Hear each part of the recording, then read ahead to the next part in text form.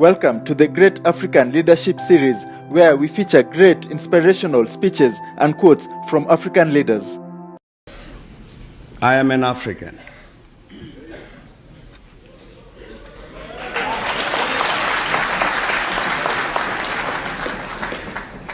I owe my being to the hills and the valleys, the mountains and the glades, the rivers, the deserts, the trees, the flowers, the seas, and the ever-changing seasons that define the face of our native land.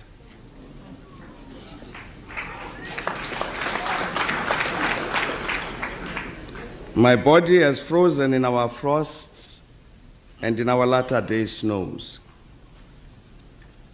It has thawed in the warmth of our sunshine and melted in the heat of the midday sun.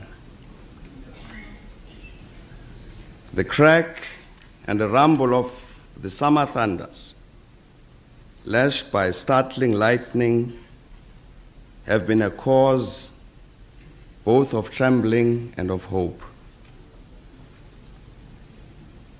The fragrances of nature have been as pleasant to us as the sight of the wild blooms of the citizens of the veldt. The dramatic shapes of the Dragon's Back, the soil-colored waters of the Likwa, Iqeli, Notugela, and the sands of the Kalahari have all been panels of the set on the natural stage on which we act out the foolish deeds of the theater of the day. At times, and in fear, I have wondered whether I should concede equal citizenship of our country to the leopard and the lion, the elephant and the springbok, the hyena, the black mamba, and the pestilential mosquito. A human presence among all of these, a feature on the face of our native land just defined, I know that none dare challenge me when I say I am an African.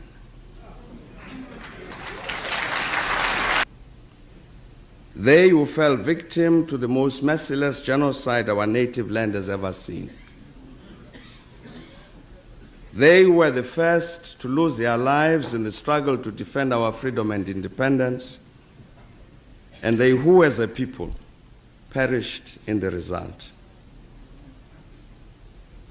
Today, as a country, we keep an audible silence about these ancestors of the generations that live, fearful to admit the horror of the former deed, seeking to obliterate from our memories a cruel occurrence, which in its remembering should teach us not and never to be inhuman again.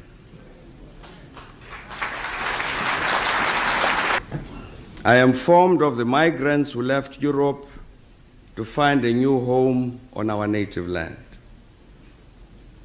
Whatever their own actions, they remain still part of me.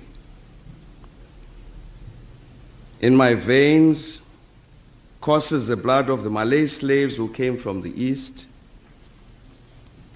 Their proud dignity informs my bearing, their culture a part of my essence. The stripes they bore on their bodies from the lash of the slave master are a reminder embossed on my consciousness of what should not be done.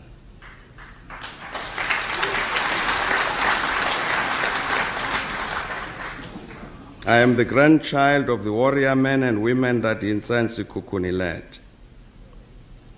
The patriots at Tetwayo and Mpepu took to battle. The soldiers Mushweshwe and Ngungunyane taught never to dishonor the cause of freedom. My mind and my knowledge of myself is formed by the victories that are the jewels in our African crown.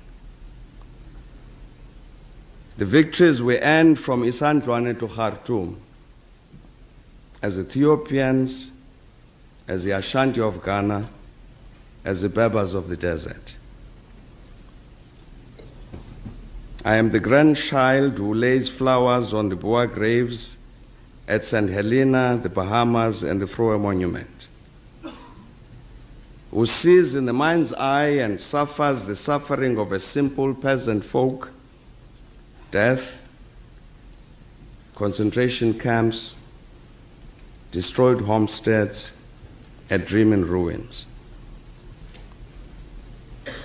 I am the child of Nongqawuse.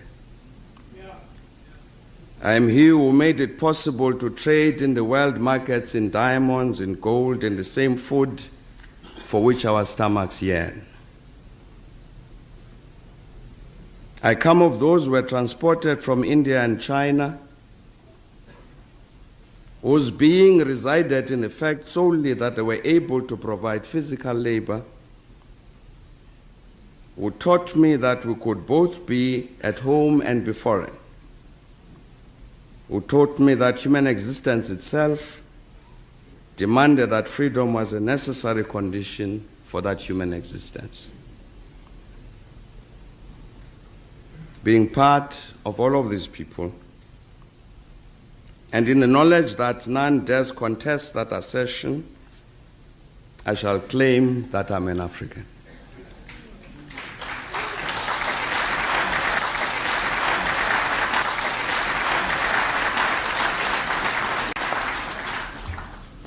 I'm an African. I am born of the peoples of the continent of Africa. The pain of the violent conflict that the peoples of Liberia and of Somalia, of the Sudan, of Burundi and Algeria, is a pain I also bear.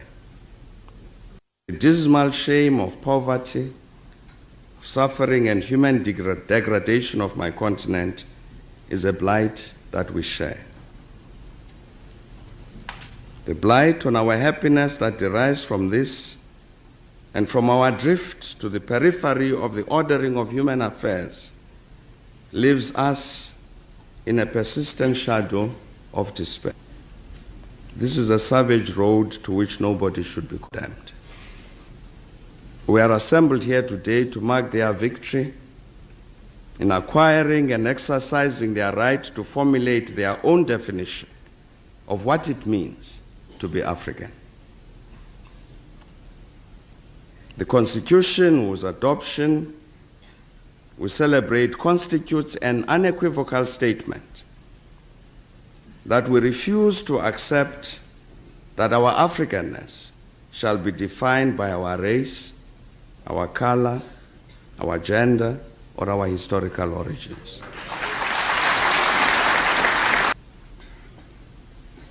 Our sense of elevation at this moment also derives from the fact that this magnificent product is a unique creation of African hands and African minds.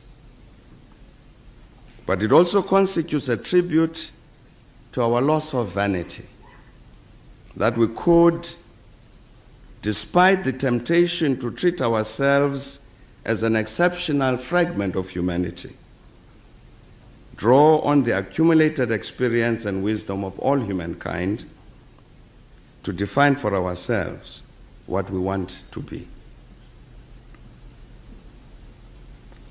Together with the best in the world, we too are prone to pettiness, to petulance, to selfishness, and short-sightedness. But it seemed to have happened that we looked at ourselves and said, the time had come that we make a superhuman effort to be other than human, to respond to the call to create for ourselves a glorious future, to remind ourselves of the Latin saying, gloria est consequenda. Glory must be sought after. Today, it feels good to be an African.